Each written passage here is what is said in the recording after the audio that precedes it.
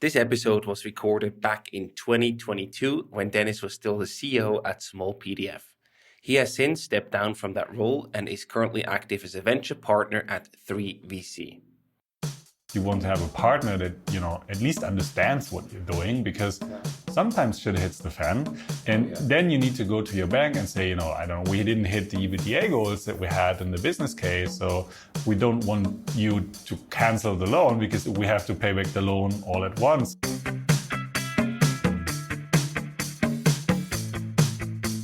Welcome to the Swisspreneur Show, a podcast about startup stories and learnings from experienced entrepreneurs. Here's your host, Sylvan.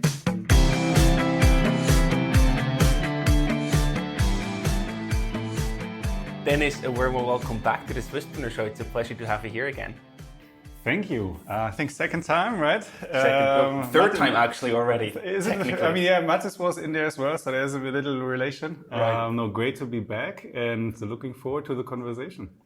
You're a serial entrepreneur yourself, CEO at Smallpdf, the rapidly growing and fully bootstrapped PDF powerhouse based in Switzerland. Today we're here in Belgrade, where we record the episode with you in your office location. And you've been CEO at Smallpdf for 3 years now, the last 3 years of a 9-year total story. How has it been to watch Smallpdf grow and mature? You don't only mature as an organization, but I think as well as a person.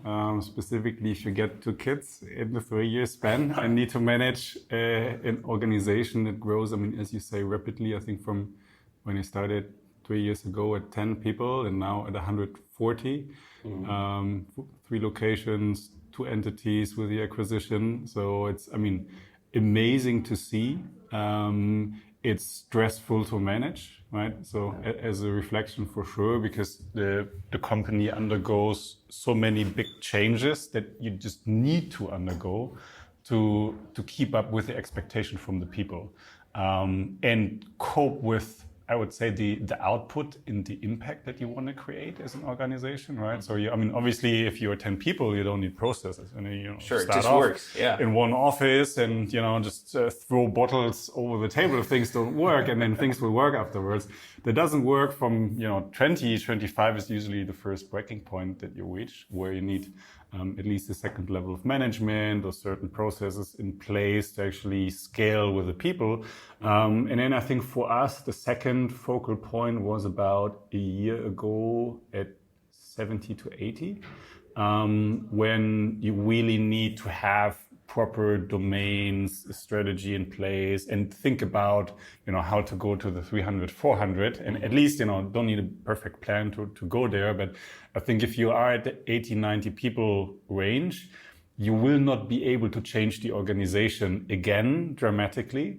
So at this point, it's really, really crucial to build up a organization that scales from the inside, if you want to say it like this. And at least have that plan in your head. And I think what we did, which was one of the learnings as well, from Mike, our CPO, and running through the process, is that, drilling down the strategy into your opportunities that you want to tap in, or domains, or however you frame them, and then building your small startups within the organization around these opportunities, is a very efficient way to keep focus and align to a common goal. Absolutely. I feel like we could probably do 2 or 3 episodes just on these topics alone. But today we actually want to talk about the acquisition that you performed earlier this year. Smallpdf acquired PDF Tools, a leading document processor company also based in Switzerland.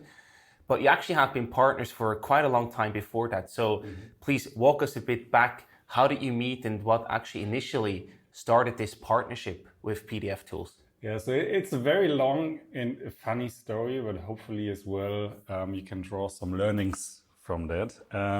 So the whole acquisition process, and there were ups and downs and competitor interferences in between, took about 1 year and 2 months. Wow. That's long. It's very long, and we lost the deal in this 1 year and 2 months about 2 times. Yeah. But still, you made it then. So still we made it, so we're obviously happy. You obviously, I think the biggest thing to navigate from a CEO perspective is that, different stakeholders that you need involved in that whole process. And I'll get back to the question of how the process went. Because you obviously, in our case, from a bootstrap point of view, you have founders, owners of the company or majority owners of the company that have different incentives than obviously the owner of PDF tools. Then maybe you need banks involved in the process or VCs, or depending on how you structure it, or debt as a general term, right? So just that takes a lot of time if not everybody has the same goal or has a different perception of the process. And in our case, as you say, so PDF Tools is a vendor of Smallpdf since 7 years. They power about 60% of our operations. So they always have been the prime vendor for us from a technology perspective. Unluckily, I would say, I think in the last 2 years, this number has decreased because they haven't been fast enough in developing solutions for viewing and editing, which is super important for us. Right? So we as well as Smallpdf move more from becoming a processing company that just compresses the document to a company that, wants to own more of the value chain. So the editing of the document, signing of the document, saving. And I think for some of these solutions, PDF Tools hasn't have this, the solutions in place. That said, I think to give some context, the whole PDF/document industry since about 3 years is under tremendous consolidation. We had the first PE joining the document train, let's call it like this, about 3 years ago with Silversmith in the US. They bought PDFtron. And since then, they basically, because of cheap money, poured money into PDFtron with essentially the hypothesis they buy the whole market and they want to become a monopoly and drive prices up and be able to dictate prices to vendors, which I think they in parts achieved. Wow.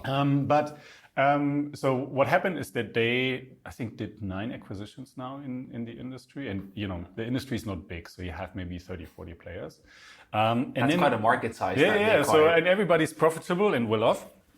So they did a good job in buying and not in integrating, but I think that's their problem, right? And what happened then is 1 year ago, a second PE player joined the ranks, which is Inside Venture Partners from New York. They bought PS PDF Kit, which is kind of Austrian competitor of PDF Tools and PDFtron, and Thoma Bravo, which is the new kid on the block in the PE space, like the tigers in the VC game, basically, and the tigers of the PE world, bought PDFtron. So from Silversmith, so basically second PE transaction.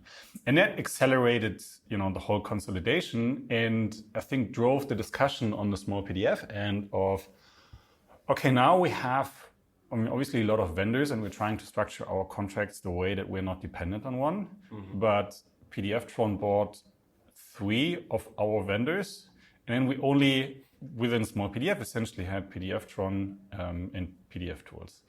And we knew that just from the way they acted, that they would have an eye on PDF Tools as well. Right.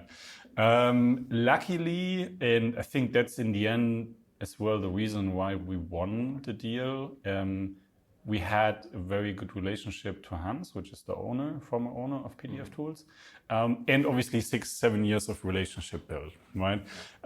So when we very high level started the discussions with Hans, usually starts just with a question, and I think it's important to ask this question of, can you imagine, partnering, teaming up?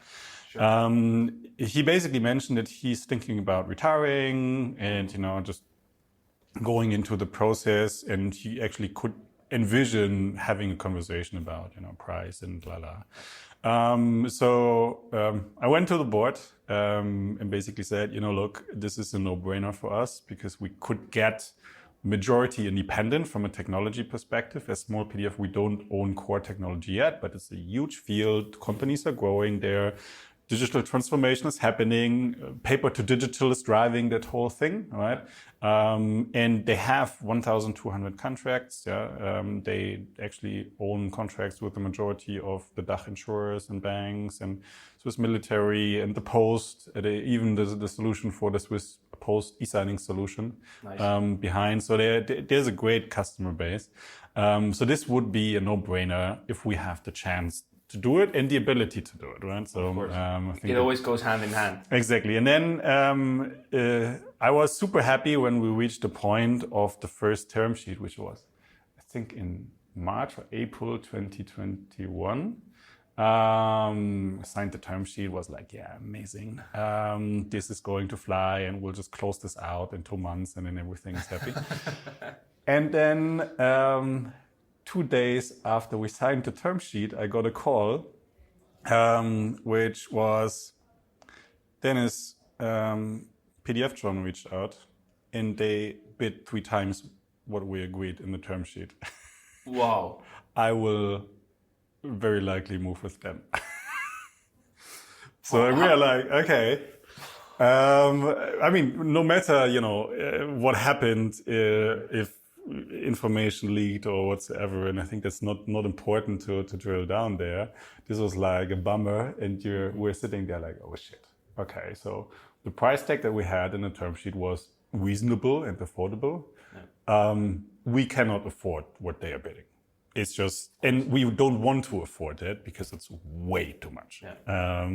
For the organization, at least, that we knew. So I think the question was, okay, how can we win that deal without paying as much, right? And having a certain level of security as well inside that obviously the information that we received around the deal, around the company, I mean, we haven't been able to look in before, that they are correct. So we want kind of an earn-out or an escrow in between that secures at least our shareholders from buying something for a lot of money that is not worth the money, right? Or that has certain risk involved.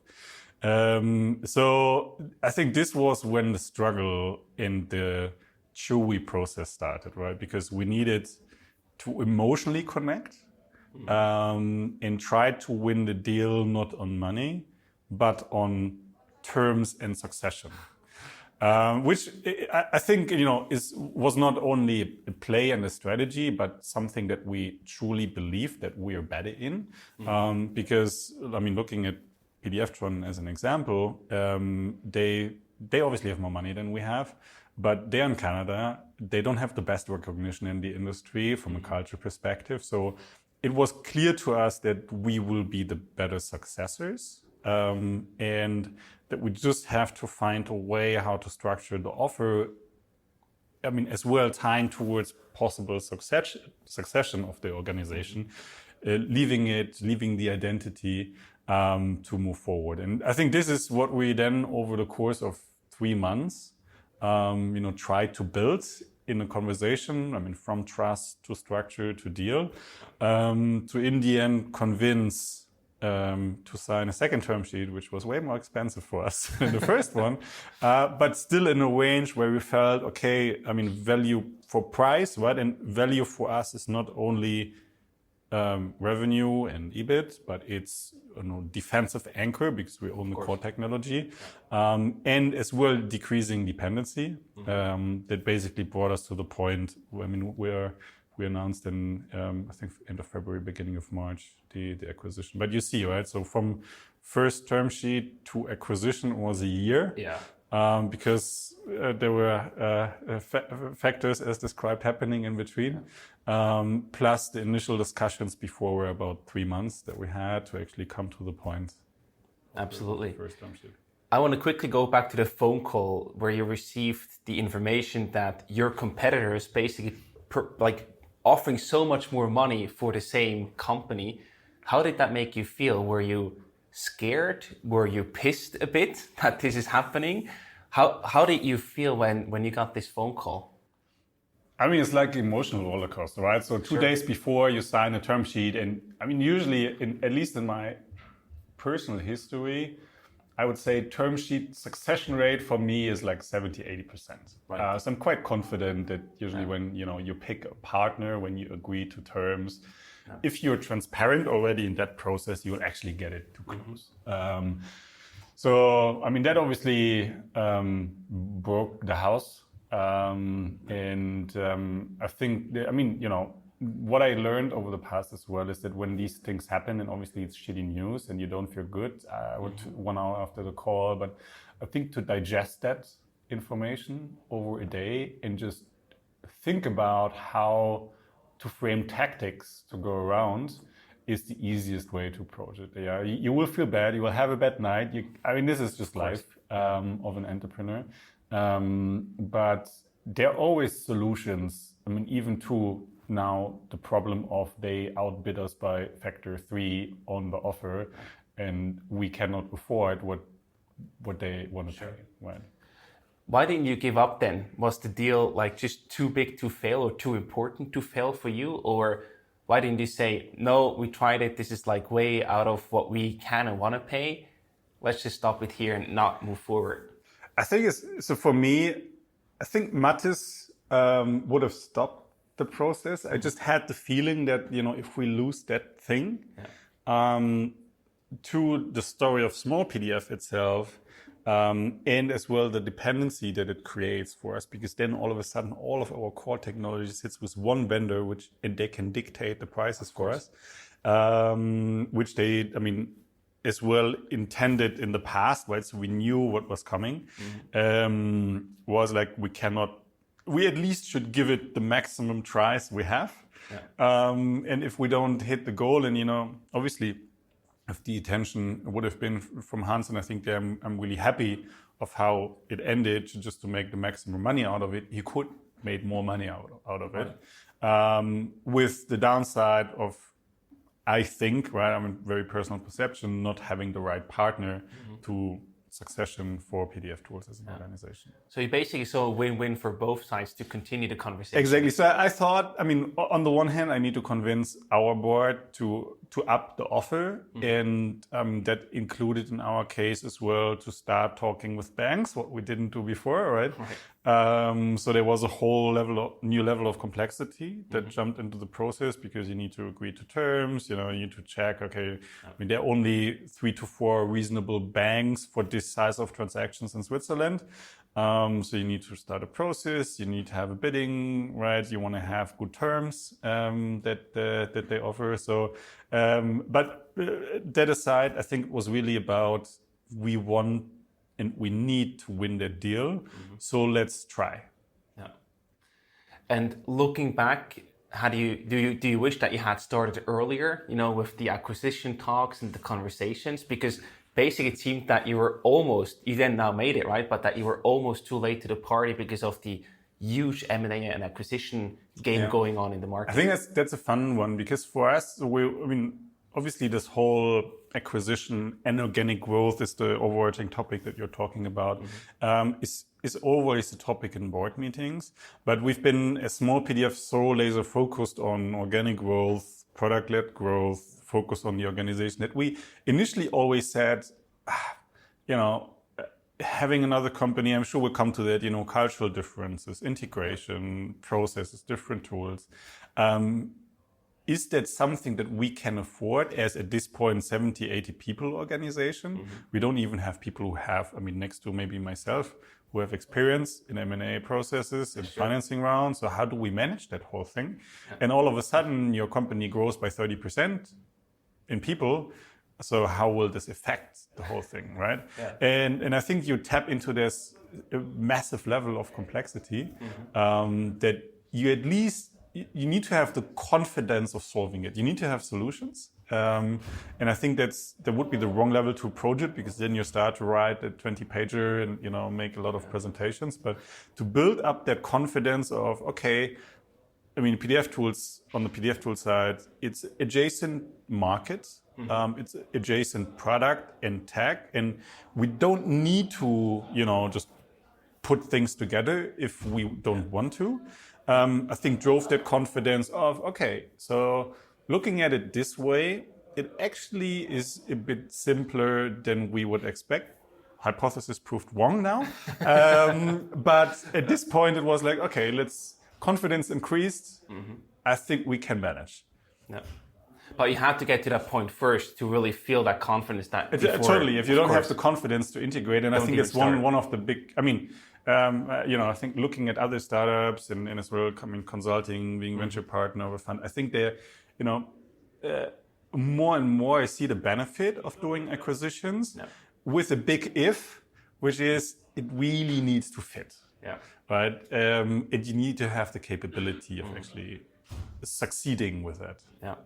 I also want to talk about the strategic rationale behind it. You mentioned a few points already. There's revenue acquisition, of course. There's the strategic technology play and also certain defensibility to not get too dependent on one vendor. Are these like the three main pillars that led you from a strategic perspective to lead that acquisition? Yeah, I think there's a fourth one, which is talent. Obviously, you have the obvious reasons, right? Revenue, profitability, I'd say tech, IP, if you want to say it that way. But I think talent was an important one, or is an important for us as well, because in the end, what do you do with the IP if you don't have people who are actually capable of leveraging it to another level? And I think during the process, what we tried to do, and now we get a better and better feeling and higher confidence in it, is we actually see a big growth opportunity within PDF tools itself. Nice. But you need people who can deliver on that, and we don't have the people in Smallpdf, right? Because they are very much solution, product, design, research focused, but nobody has deep tech PDF and document experience. Yeah. And now we have 20 people who actually who love to work with PDFs, which is something rare to find, right? And I think that's great because you can really double down on it. Obviously, integration takes time and you need to build the roadmap first, and you have clear strategy of how you can sync both worlds, but it slowly unfolds and you see things moving quicker. Absolutely. I do want to focus on the process in a second, but just a note to people. If you hear some noise in the background, there are about 80 people coming from Zurich here to Belgrade because you have a big end of quarter team event. So if you hear them, that's the Swiss team arriving here in Belgrade. So let's talk about the process. So you said, okay, now you're ready. You have the confidence that you're ready to acquire another company. You obviously knew the market. It's a small market and there are not that many companies in that space. Still, how do you go out there and identify potential acquisition targets? Is that something that you also did, or was it clear from the beginning that you do want to acquire PDF tools? No, not at all, right? So I think I'm a big fan of liaising with the market, even with competitors as an organization.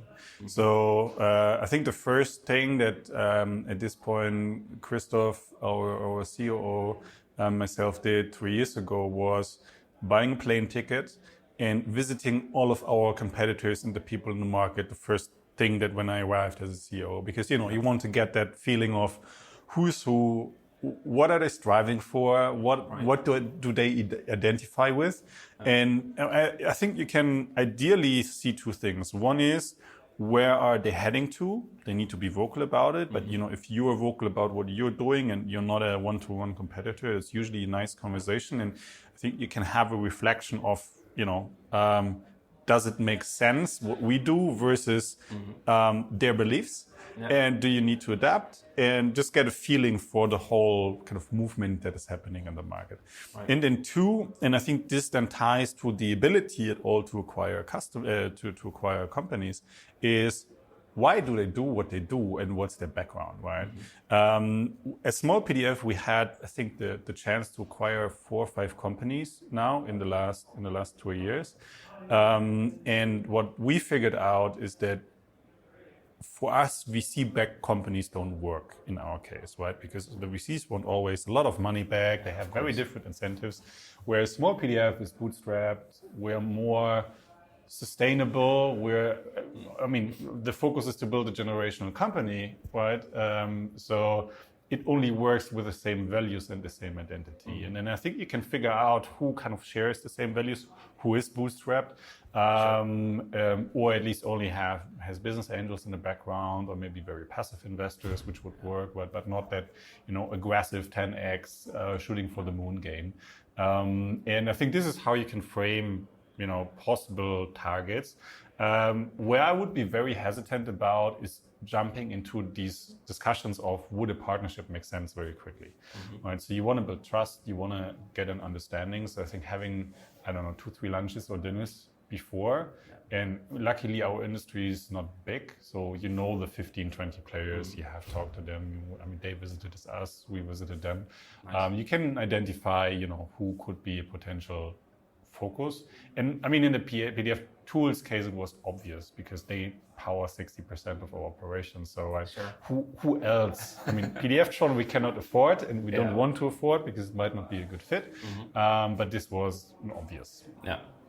And then once you identify an interesting company, you of course then also want to look at the product and see how that could integrate. What are you looking for there? Will you look for a complementary offering? Do you want to look for something that you can integrate in your product? What's the play there? Yeah, it differs really. So I think we've looked at very different plays in the past, and I would maybe in our case threefold them. So one is an acquisition play, where you essentially, look at either traffic or content that fits very nicely to the offering that you have.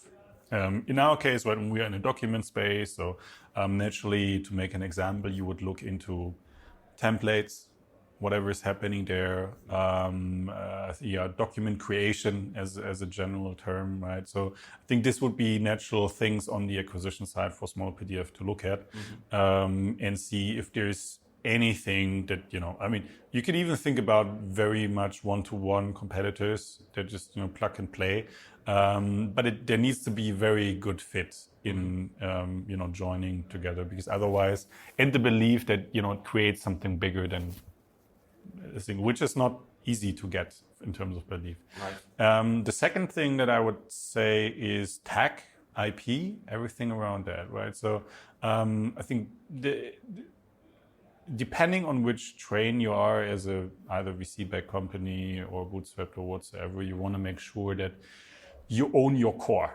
And in a Smallpdf, I think history, our core was always the product to the customers, and we intentionally decided not to do document core processing, rendering, and everything around that. But at a point where your offering gets very complex, you obviously are at a point where this whole thing breaks a bit, because you want to go deeper, but you cannot, and you rely on external parties. So whatever that IP is, that obviously brings you further or creates an equity story that, lets you raise the next bigger round, right? Because 1 + 1 there again is, maybe creates a better core or a better story. I think I would definitely consider that. And the third thing I would mention, and I think for us, PDF tools is 2 and 3. The third thing is adjacent markets that you tap in. Yeah. All right, so Smallpdf is document modification. If you look at an earlier stage of the funnel, you look at creation, everything that, Jotform is doing or Dropbox is doing. If you look later stage of the funnel, you look at signing. Right, the classic use cases, you look at archiving in our case, or you look at processing for a different customer group, right? Which in the PDF tools case is Smallpdf, micro businesses focused on software solution, self-serve, whereas PDF tools is high touch sales, corporate environment, but selling to the developers. Yeah. Right, and I think the two things have been so close together for us in our mind. It was like, okay, now our customer segment is basically built bottom up, and they go top down, different offerings. So we had no customer in common, right? So it was really zero interference, no overlap, but obviously using the technology on the one hand, and on the other hand, being able to take our 50 million users per month and learn from that on the PDF tool side will create a better product.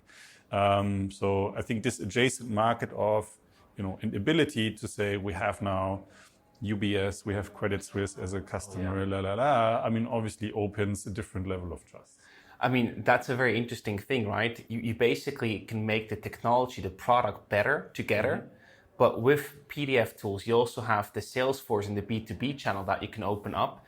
And I still wonder, that's a huge potential that you see there on paper, but how do you assess a number to that? Because it's probably quite difficult to come up with a reasonable, revenue contribution or anything of that sort to really assess the potential. Yeah, I think you can draw easy conclusions and then you need to feel confident with them, right? And I think our easiest conclusion was PDFtron and PDF tools have been growing organically 30 plus minus % year over year, just in the market that they are, before PEs joined their ship.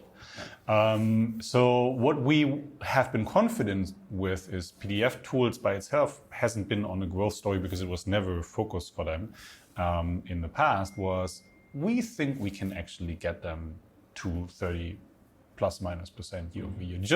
And this would be on market performance, right? So if you then encounter, okay, we think we have the best team in the market, we should actually be able to go to 40, 50%. And, then it gets really interesting. Exactly. So, and I think then when you look at the business case, okay, this could actually make a lot of sense. There are triggers that you need to hit. You need to professionalize sales, bring transparency, implement new tools, but it's obviously what you see in the due diligence of what needs to happen, and you need to plan in time for that. But I think that's the belief that we got. And being very confident there obviously helps you to then drive the process and pay a bit more. Right. Yeah, makes sense. So now we looked at the product. Another very important topic that you already briefly touched upon is the cultural fit. How do you assess that before going into too much details in terms of negotiation? So I think with PDF tools, it was fairly simple because we had a long-term relationship with them. We knew what we can expect from a high-level perspective. We still very much underestimated that point. And I think, looking, no, we are not at the look back yet for the last 3 months, but I think I would say that's the factor that we underestimated the most, and we're working on the most to actually, get it up to pair.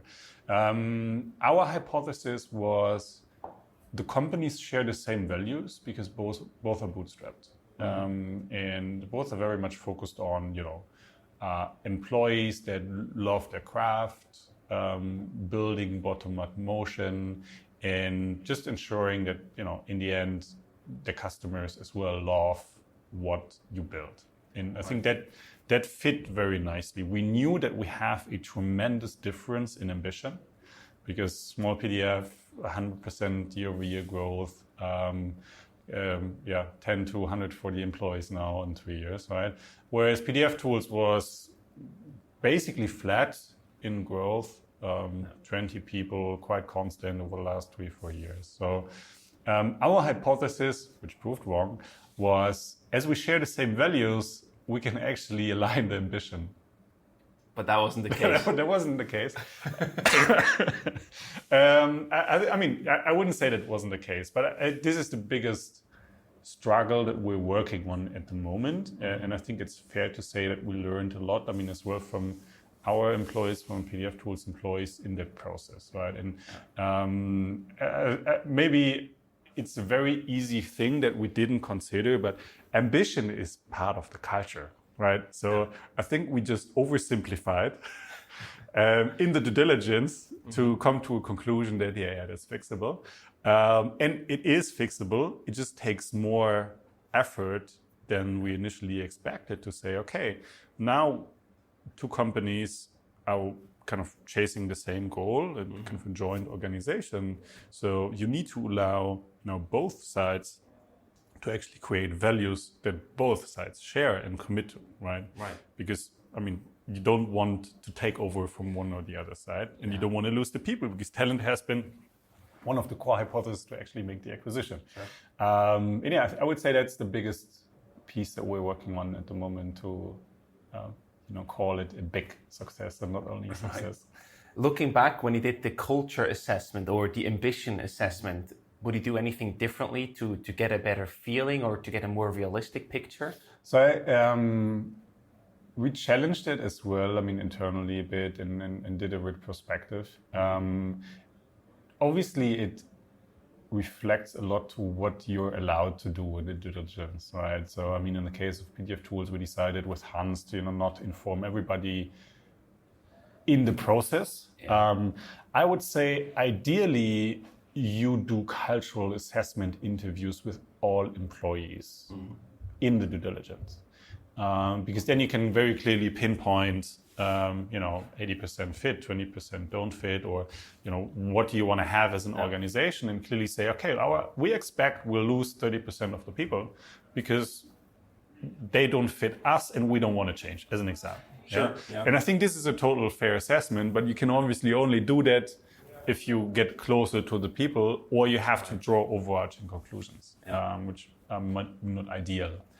But they're generating more hard numbers or data to actually make that judgment instead of just thinking, oh, we share the same values, that's going to work out easily.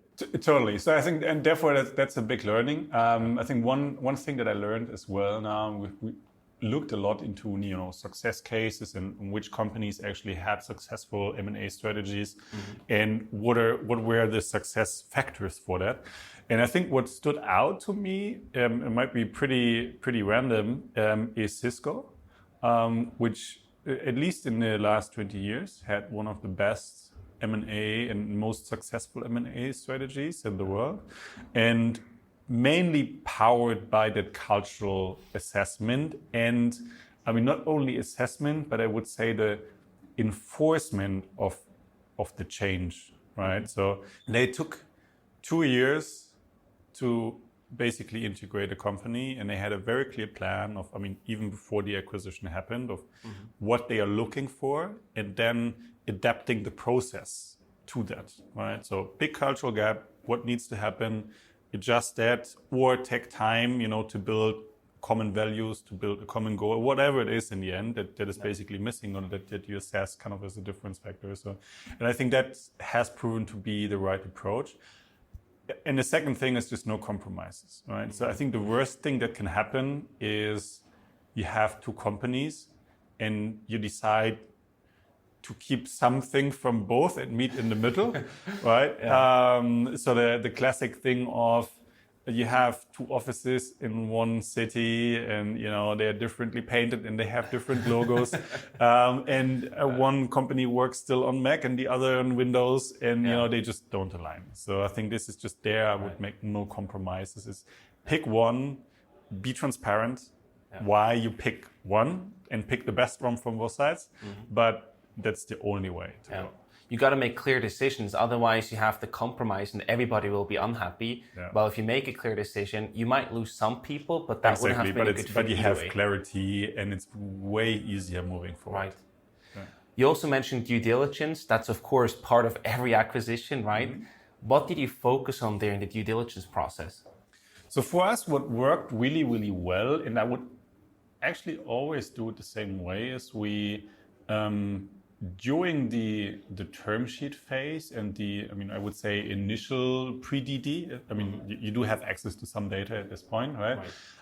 What we did as Smallpdf is we framed, I think, 11 hypotheses why we think this acquisition makes sense, right? And then you go from, the obvious ones, which is we think we can grow top line revenue. We believe that the talent will help us to accelerate further and decrease dependency. Whatever you'll find, right? We believe that the shared value of both companies is bigger than the value of the companies alone. And what you need to find in our due diligence process, we essentially had two tracks. One is more the administrative DD, which is the boring part of you have the list which you need to check, like the last 5 financial statements, and make sure that there are no holes in the game, the insurances, all the contracts, So this this is the boring standard stuff that you in any case need to do. There's no way around it. And if you have red flags, you have red flags and it falls apart. Sure. Right? And then the second piece, which is the more interesting one, is prove your hypotheses or prove them wrong, right? And I think in our case, what we came up with, and we had a traffic light system, is that we had, out of the 11, 7 hypotheses proved green. We had 3 yellow and we had 1 red, if I'm not mistaken. Right. And we really try to assess it from a neutral perspective of what we think is possible, what we think is not possible. We had as an example, I think our hypothesis was we can bring the company to 30% year-over-year growth in the next over the next 5 years. And this was the one that we flagged red because we said we will never achieve that in year 1. Right? Because you need that. We've seen cultural differences. We've seen things that don't match yet to the expectations where you actually can execute that. So it's red. We'll very likely make 10% the first year. And as of the second year, we think we can be on track. Yeah. But hypothesis not proven. Right. And then you can go through, and I mean, the red ones have, the yellow ones have been kind of somewhere in the mix where, I don't know, on the talent side, I think we've been yellow, or we are sure we can keep the majority of people, but we don't know if it's possible to have, everybody staying. And there might be people that, just don't like to work in the new company and with the new ambition level. So, and I think this was our assessment, right? So on the admin DD, if you want to call it like this, I think all was green. And then we had the 7 greens, the 3 yellows and the 1 red. And then we just need to make a call of, putting the term sheet on the side. Is that still feasible, looking at all of the points? Do you want to pay that amount of money? Or are there things that you want to renegotiate and negotiate in to give you more confidence, right? And that's what we actually did. Not dramatically, but I think what our board essentially said is that they want to have a certain level of security on long-term reps and warranties.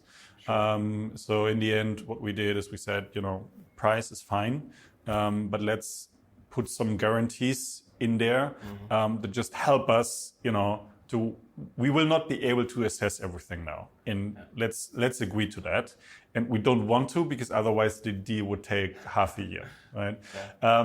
But at the same time, we want to move forward, and we don't want to renegotiate the price, but get some certainty that, if we don't find anything or whatever, you will get the full price. But let's be aware that there's a certain level of uncertainty, and for this we need a bit of a backup that we want to have contractually included.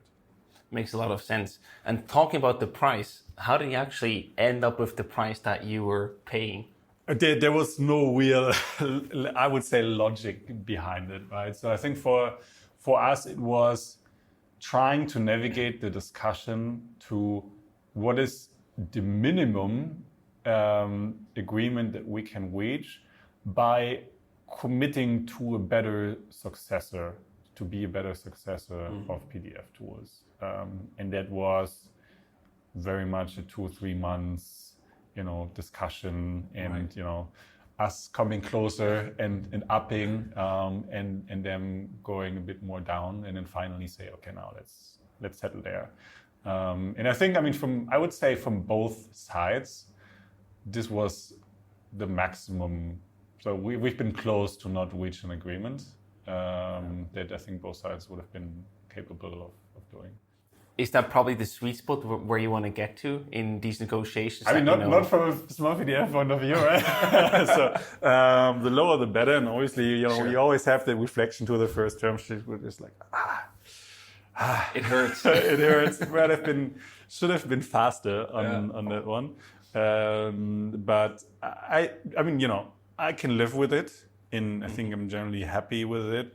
Now, macro environment changed, and you see the valuations dropping and things. So now you look back and say, okay, could have been a bit less. Sure. But you know what you know, and you know what you don't know. So I think at this point it was good. It's good.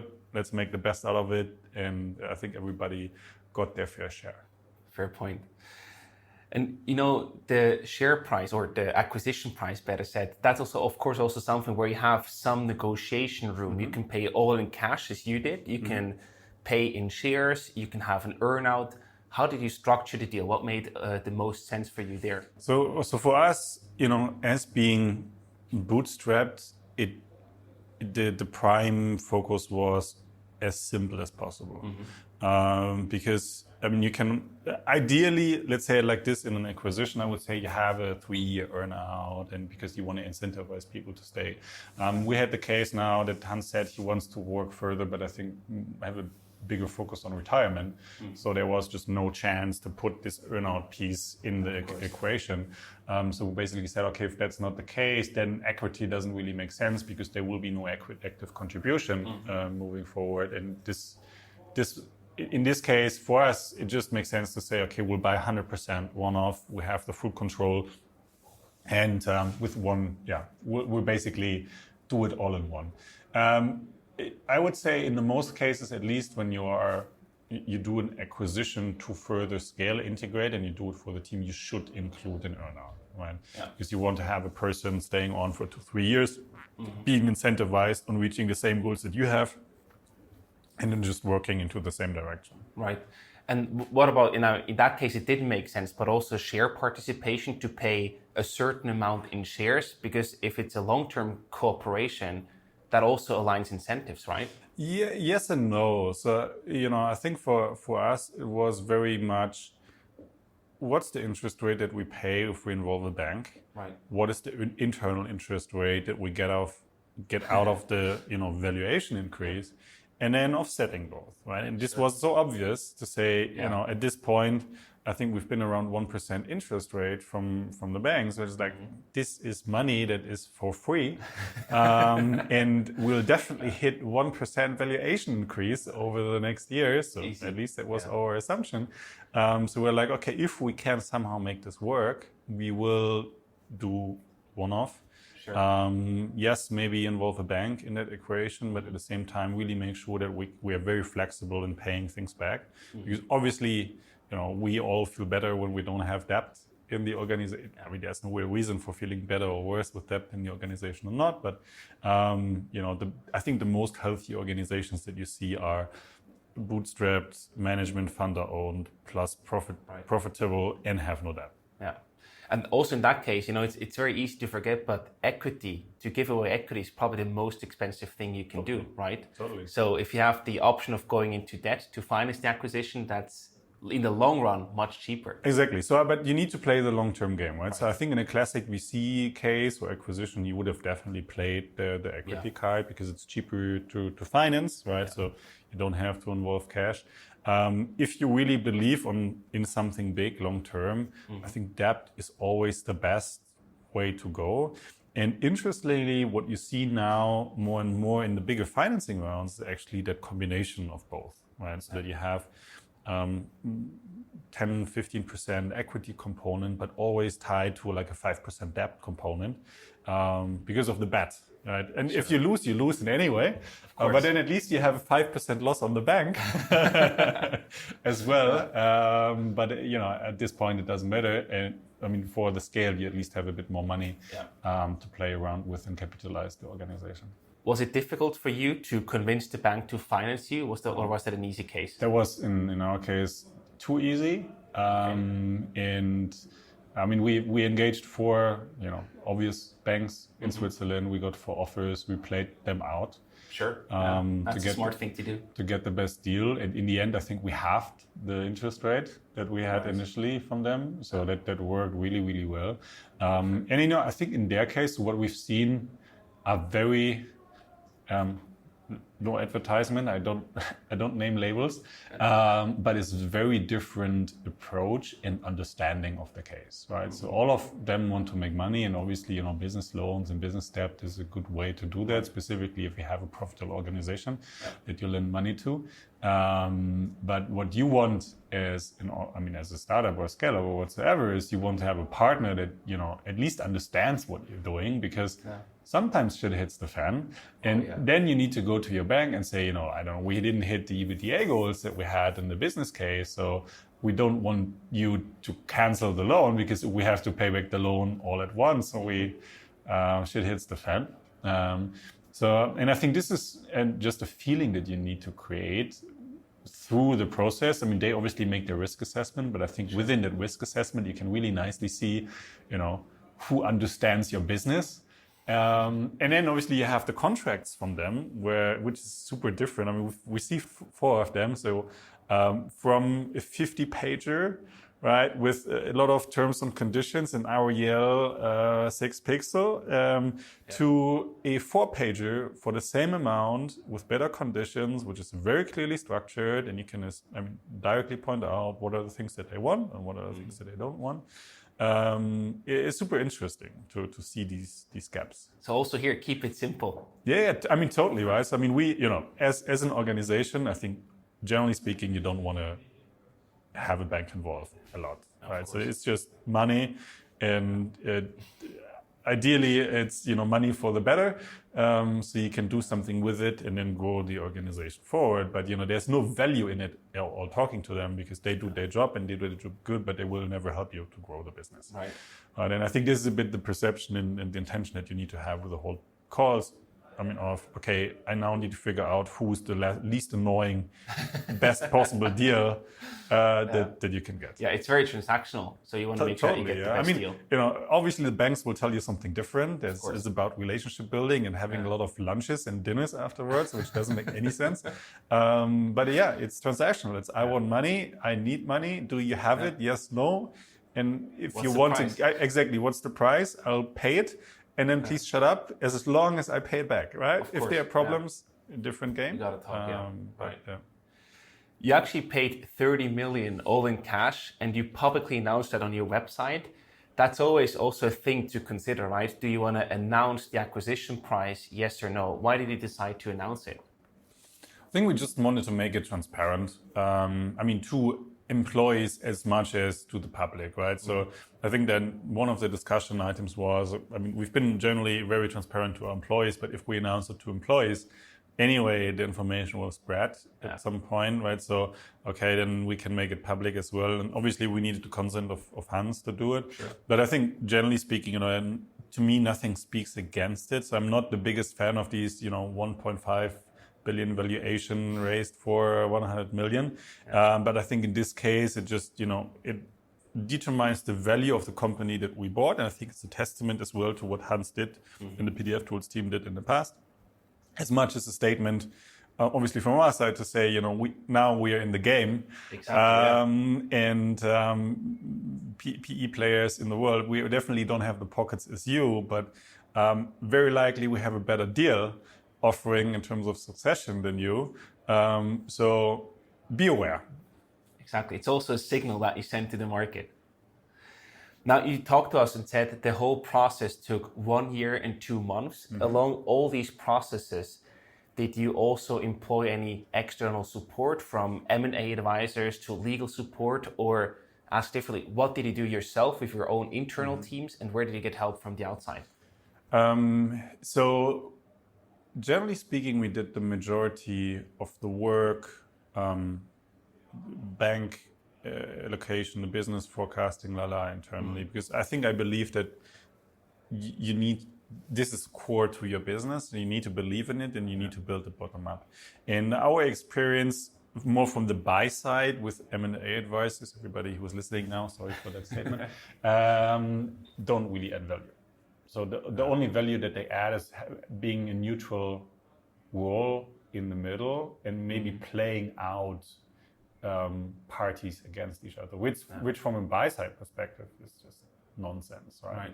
And in the end, the list that they have for the diligence are all the same, so you can just talk to your lawyer and get the list and then do it yourself, right? And what we did is that we have our lawyer, which is Keller Hulse, we partner with from a contractual perspective, and at least doing a little part on the administrative thing, right? I don't know I cannot read the statutes of the company that you buy and the shareholders agreement that understand what is the difference and where the traps. So there you need someone who knows their stuff. But for all the rest, we did it internally. And was obviously a lot of effort and grunt work from BizDev and finance team, specifically over that long period of time. But I think we are now ready. We learned a lot. I think it was a great education case as well. I mean, with a great outcome from an internal perspective. So people really have grown on that case. And I think that's, if you can afford it from a capacity point of view, it's definitely the easiest and best way forward. Luckily, your team is growing fast, so you can manage this. Yeah, I mean, still, right? So you need that cultural reflection of what you want. You need the expertise, and we're still small, right? So we're not, 1,000 people organization. So I think you need to reflect that as well. It costs us a lot of time and focus to build all, the cases. There are things, specifically if you involve banks, which you would never do as a bootstrap. I mean, we are pretty much run as a VC-backed company, although we are not. Right? Monthly financial reportings, bi-monthly board meetings, that really, structured, organized. But we never do 5-year forecasts. And I don't believe in 5-year forecasts, right?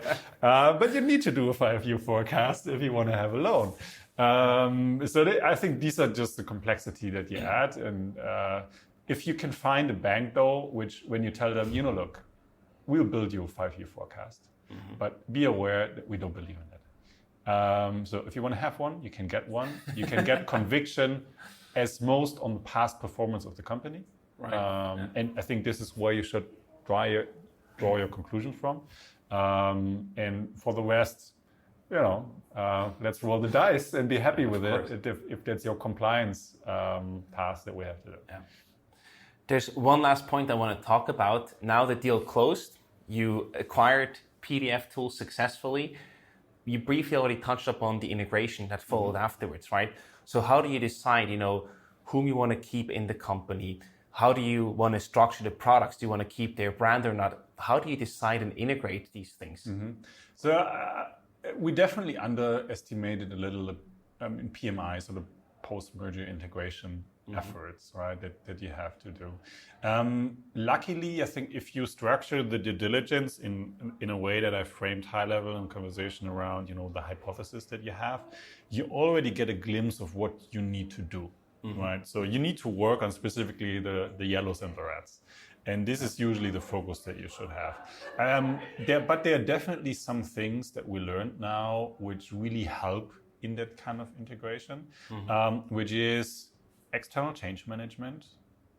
Listening workshops help a lot to understand fears, to navigate, because there will be fears. There will be likely more fears in the smaller company involved in the process than in the bigger one. And that's what we're seeing as well, right? Because at Smallpdf, it's like perceived as a great business opportunity. Let's do business as usual. And on the PDF tool side, a bit blunt, but it's like, oh shit, what is happening now? There's a big ship coming, rolling over us with a complete different level of ambition, of proficiency, of focus, of processes and tools. And cold water, I need to navigate that. And I think you will. Maybe even more so in Switzerland. Obviously, don't have too much vocal communication from the team. So you need to find a way and a person that actually they trust to help facilitate the discussion. So we engaged the external change management partner that, at the time of the transaction, and then now I think every second month basically touch bases and checks in how are things going, what are the fears, and from there draw a conclusion of what are things that we need to do. I think that helps us a lot in the process. I think the second thing is you need to create a common identity. All right, so now you have two different, in our case, you have Smallpdf and PDF tools, different offering, different brands to the other side. How does this work together? So what's the ambition now? So where are we going and how does it tie together? And I think this is an answer that you have to develop, and that's part of a strategy process that then as well in parallel needs to happen. Plus, and I think that's the third piece, is it needs to work operational, right? So you still need to be able to pay the salaries and the bills on one side as much as you need to do on the other, but you now need to do group reporting. So, right, so you need to adjust certain processes, depending on the importance of them, you might want to leave as they are, because then you tackle them after 12 months or 6 months or whatsoever.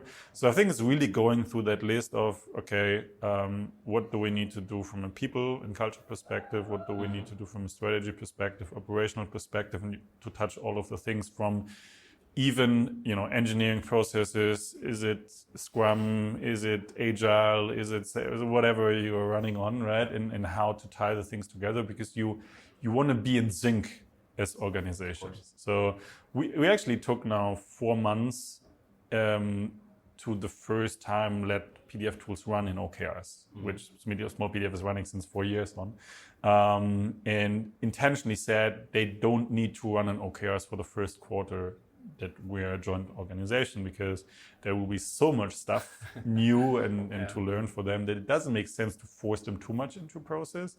Whereas it was always clear at some point, and the expectation is not in the first quarter now in Q3 that they're running on OKRs, that they have the same proficiency and, hit the same, have the same success rate. But they should progress on that. And I think that's the most important thing now, looking back as well. As long as you see progress, it's amazing. I think one of the things I learned as well is, if you have detractors, get them out immediately. Because that's the worst thing that can happen, right? People who raise their voice or look more to the past than to the future, right? And really don't enable this cross-team collaboration, co-creation, however you want to name that.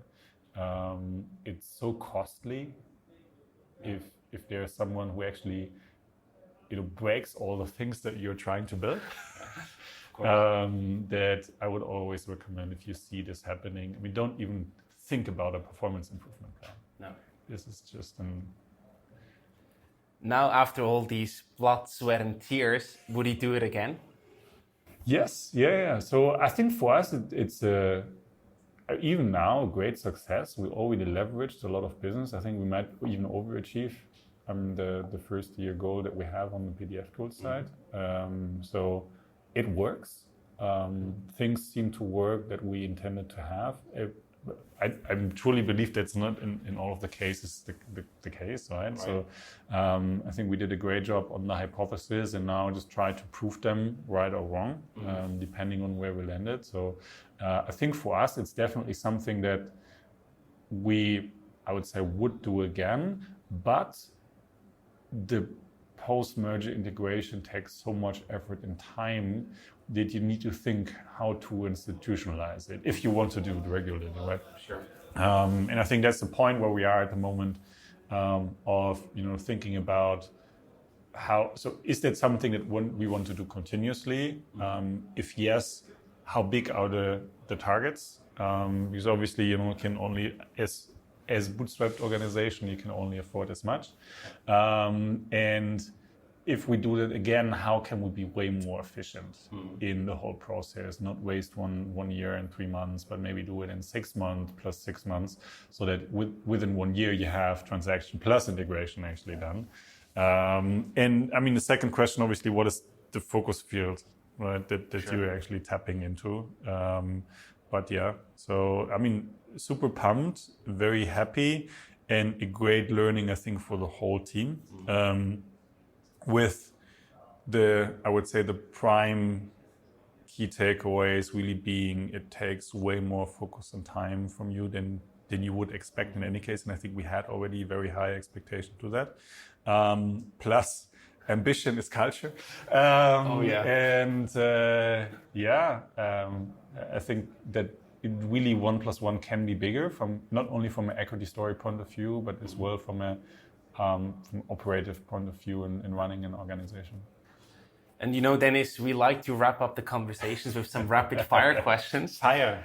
So I give you different options to choose from. It's Yeah. an either-or decision or a quick question at the end. You ready? Okay. Make or buy? Make. Integrate or kill? Tying to the conversation we had, I would say integrate. But but generally, I would say kill. That's a good one. Best reason to acquire another company? Value creation. All cash or different deal? I would generally say all debt if possible. Yeah, that's a good one. But if all debt is not possible, then all cash. Great. And the last one for you, what's your next acquisition target? We don't know yet. So I think realistically speaking, last 4 months have been really double down on integration. Right. Realistically, that will take another quarter. And then I think we'll open our minds and eyes to look a bit to what can we afford, I think is the first question that you need to raise. And then, I mean, generally speaking, industry relationship building is always ongoing. So this is not something that you should do at the point of where you want to do a transaction, but you should do that constantly. Right. So I think therefore there are obviously some names that we have in our head, but it needs to unfold and it needs to be reasonable. Sure. You're open for talks and opportunities as they come along. Always, yeah. Great. Dennis, thank you so much for sharing this impressive story. It feels like a strategic masterclass. Yeah, I hope so. All the best with the integration and everything else you're building. It's really impressive, and thank you so much for taking the time. Thanks, Evan. Appreciate it.